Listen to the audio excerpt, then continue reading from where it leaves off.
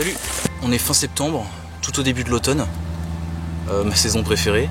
Donc aujourd'hui vidéo bivouac, mais qui va un petit peu sortir de l'ordinaire, dans le sens où ce bivouac est l'occasion de relever l'un des nombreux challenges de 4chan. Donc pour ceux qui ne connaissent pas, 4chan est un forum international, libre et anonyme. Et il y a deux sections qui sont intéressantes pour nous, c'est K pour tout ce qui est armes à feu, tactique, défense, etc. Et la rubrique Out, donc pour tout ce qui est outdoor, y compris bushcraft, survie.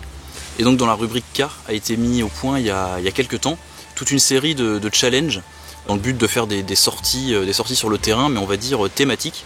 Et donc ces challenges, en plus d'apporter un thème, portent certaines contraintes de façon à ainsi créer un défi de survie. Et donc aujourd'hui je relève un grand classique qui s'appelle donc le commando classique. Donc 3 jours et 2 nuits, avec donc comme contrainte de partir avec un kit de survie, enfin un pactage complet à moins de 20 €. Voilà, ce qui explique la vidéo précédente sur le kit de survie à 20 €. C'était pour ce challenge, sans compter une tenue vestimentaire et l'indispensable trousse de soins pour la sécurité. Donc pour ceux qui n'avaient pas vu le kit de survie, son contenu, un petit peu le matériel que j'ai prévu pour cette sortie, je vous remets la vidéo par ici pour que vous voyez un petit peu voilà, le matériel que j'ai prévu et ce que je conseille pour ce genre de sortie. Là on est tout début de soirée, il doit être autour de 18 h, donc j'ai seulement 2 heures devant moi pour monter mon abri, rassembler ce qu'il faut pour le feu et me faire ma gamelle de ce soir. Normalement le commando classique c'est 72 heures. Seulement pour des raisons d'organisation, j'ai pas le temps. J'ai pas le temps en ce moment de faire des sorties 72 heures avec. Donc tant pis, on raccourcit à 3 jours et 2 nuits. Ça sera déjà pas mal. Donc je me suis trouvé ce petit spot là. On est dans une jeune châtaigneraie. Il y a tout ce grand spot là qui est un petit peu plus éclairci. Donc je vais m'installer par là. Je pense que ça sera largement suffisant. Le sol est plat, c'est dégagé. Donc voilà, c'est parti. Un gros tas de merde. Je retrouve mon kit précédemment préparé, ma grande bâche, de l'eau, sac de couchage, de la bouffe, la ficelle. J'ai les briquets et les couteaux dans la poche. J'ai monté un petit abri, je pense, demi-tipi avec tapis de sol. Après avoir constitué un bon matelas de feuilles. On va voir ça.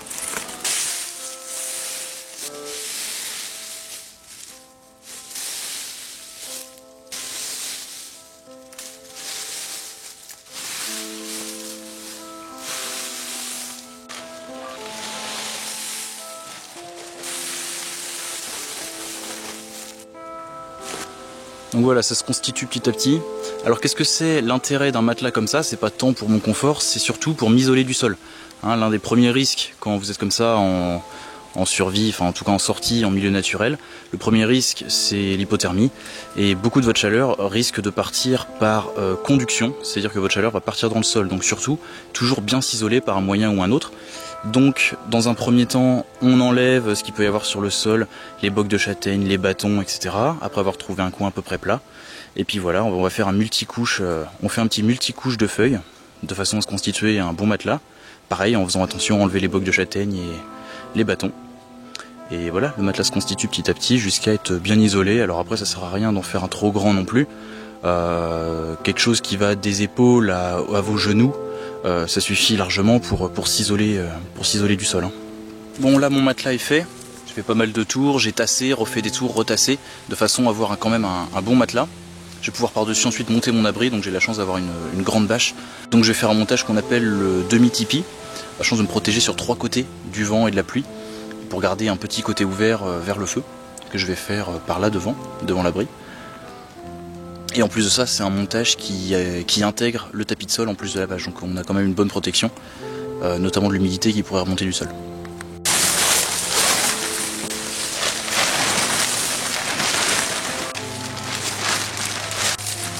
J'ai besoin de me constituer des piquets que je taille en pointe avec mes super couteaux Made in Germany.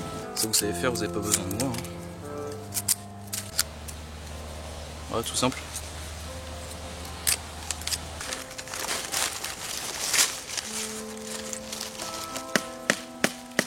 Voilà l'abri. Puis après je vais me mettre à l'intérieur, replier un petit peu la bâche qui pourrait dépasser, la remettre bien sur les côtés. Puis voilà quoi, le demi-tipi. Donc là, pour gagner en espace intérieur, je vais faire ce qu'on appelle une poupée. C'est-à-dire que je vais mettre un petit objet dans le milieu de la bâche là-bas, de façon à pouvoir la tenir pareil avec un petit système de boucle et la tendre vers l'extérieur. Un petit morceau de bois pourri comme ça.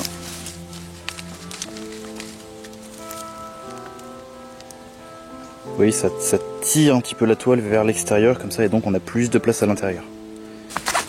Le sac de couchage de Clodo, El Famoso Troya, qui est à 9,90 €.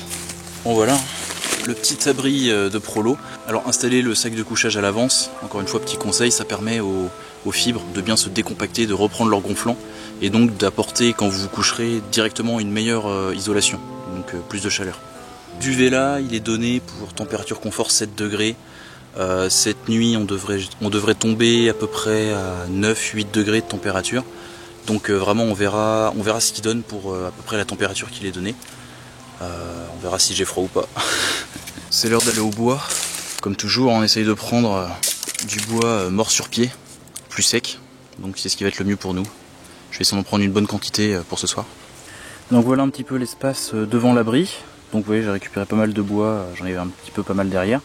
Ça c'est tout simplement un bouleau qui était mort, qui était couché au sol, qui était complètement pourri. Donc j'ai pu casser pas mal de sections pour constituer comme ça un espèce de réflecteur. Donc le réflecteur, les révisions, 2 rôles, enfin voire même plus, mais là on va dire 2 rôles. Dans un premier temps, renvoyer une partie des infrarouges, le feu étant là au niveau du bâton, une partie des infrarouges vers l'abri, donc augmenter ma chaleur à l'intérieur de l'abri qui lui est fermé sur 3 côtés. Et en plus de ça, cacher la lumière du feu par là-bas là. J'ai pas envie d'envoyer la lumière du feu par là-bas. Et pareil, je pourrais continuer à fermer derrière là, mais il y aura mon tas de bois. Et donc je vais demi-enterrer mon feu. Donc là je suis en train de creuser avec le bâton.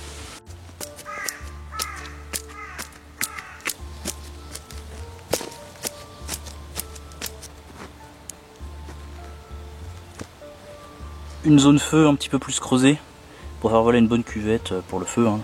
Et ça me permet aussi de ramener de la terre, voilà, pour éviter les risques d'incendie. Donc mon feu sera là. Et voilà, c'est bien dégagé autour sur 1 mètre de rayon. Pareil pour la sécurité. L'avantage du réflecteur en bouleau, c'est que j'ai directement mon écorce de bouleau pour allumer mon feu. Nickel. L'un des meilleurs allume-feu sauvages. Au passage très bon les petits couteaux. C'est tout petit, c'est pas confortable. La lame se tord. Et pour l'instant j'ai pas eu de problème pour tout ce que j'ai pu faire. Couper des branches, tailler des piquets, couper de la ficelle, récupérer de l'écorce. Pour tout ça, pas de soucis. Sur l'écorce de bouleau, on prend que vraiment l'écorce extérieure. Vous voyez, encore des astuces pour les débutants. Vous voyez, quand je récupère mon écorce, j'enlève vraiment tout la mauvaise partie qui est à l'intérieur pour garder vraiment que la partie extérieure. La partie la plus fine. On va essayer de se faire quelques fissure sticks avec ces couteaux là. On va voir un petit peu ce qu'ils donnent quand même. Bon, c'est pas ouf. Bon, je vais voir si l'autre coupe un petit peu mieux. Hop. Je pense qu'il se désaffûte rapidement quand même. Ouais, non. À la base, c'est des éplucheurs à patates. Donc ça coupe bien, mais bon, pas trop en demander trop longtemps non plus. Bon, moi je peux faire des copeaux. C'est pas pour ça, il n'y a pas de problème. J'ai pas de cuillère, c'était pas prévu dans le kit. Donc j'ai essayé de m'en confectionner une petite, en tout cas une espèce de spatule pour pouvoir manger ce soir. Donc comme je vous disais, cette série de challenges de 4chan s'appelle les In the Woods Challenge. Donc, il y en a plusieurs qui peuvent être pas mal, que j'aurais envie de tester également à l'avenir. Un que je ferais bien plus tard, ce serait Apocalypse Now. Donc même principe, une sortie avec un bivouac. Là les règles de celui-ci sont assez simples. Donc il faut partir de chez soi, faire minimum 3 heures de marche, trouver un spot où bivouaquer le soir, et enfin rentrer chez soi le lendemain matin. Alors où est la difficulté, vous allez me dire? C'est que vous n'avez pas le droit à un sac, il n'y a pas de budget minimum, il n'y a pas de matériel à acheter. Le but du challenge est de partir avec simplement une tenue et tout ce que vous pouvez mettre dans vos poches. Uniquement. Un autre qui peut être pas mal également, c'est le challenge Stalker. enfin des challenges stalker, il y en a plein de variantes. Et en gros, le principe général, c'est de trouver une structure abandonnée. Déjà, ça commence bien. Et en gros, de passer le bivouac, de passer la nuit, de bivouaquer pour la nuit à moins de 50 mètres autour du site abandonné. Donc éventuellement en profiter pour faire un petit peu d'urbex, bien sûr, ou du rurbex, selon où se situe le spot. Voilà. Plus qu'à creuser le cuilleron.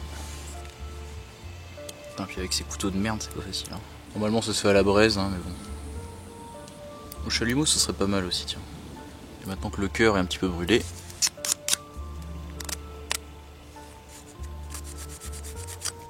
Allez. Ça fera le taf en guise de petite cuillère de fortune, juste pour ce soir. Pour manger mes pois chiches.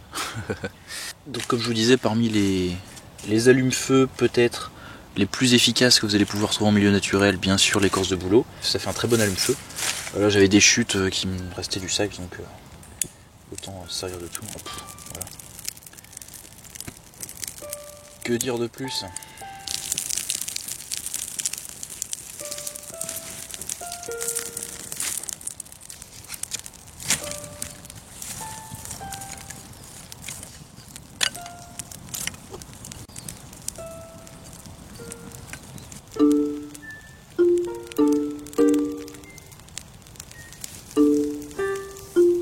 Alors dans le kit que j'avais constitué, j'avais mes 3 litres de flotte, 1 kg de riz et El Famoso boîte de pois chiches.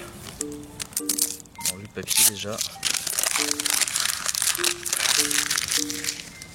Boîte de conserve en guise de popote et les pois chiches comme un très bon apport, de très bonnes légumineuses, donc un très bon apport énergétique et de protéines. Bon, comme toute boîte de conserve, on pourrait la manger directement froide et dans la boîte. Je vais faire tiédir ça juste pour la blague.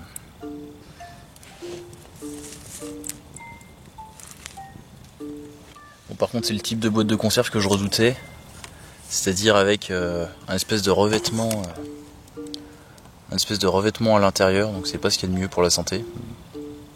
Si on est en mode survie, on fait avec ce qu'on a. Dès que ça déborde, c'est prêt. Vous remarquerez que la boîte est dans le sens du vent, c'est-à-dire que les flammes vont vers la boîte, de façon à la chauffer. Allez, c'est bon pour moi. Pas trop chaud, ça sera bien.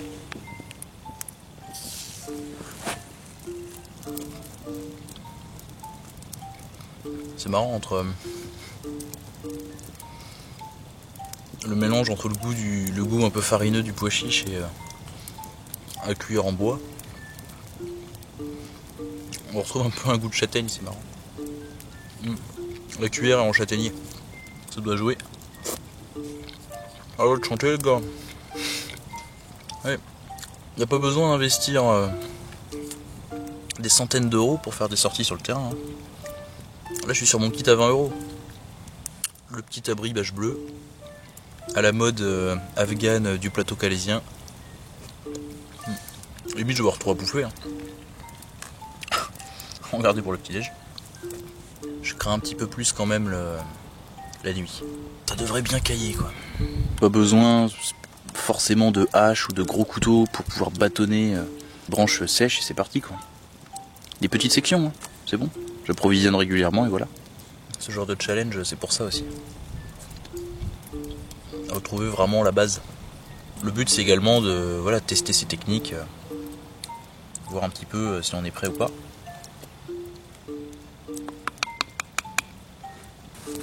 Bon, après cette petite soirée au coin du feu, je vais aller me pieuter. Tranquillou, il fait pas froid du tout pour l'instant. On verra comment ça évolue par la suite. Donc je me couche déshabillé dès le départ et comme ça me permettra de rajouter des couches si je sens le froid et donc de gagner en confort et en température au cours de la nuit plutôt que de me faire baiser et d'être déjà tout habillé et commencer à cailler. C'est pas bon. Le sac de couchage a l'air plutôt chaud, n'empêche. Donc voilà. Allez, bonne nuit. À plus.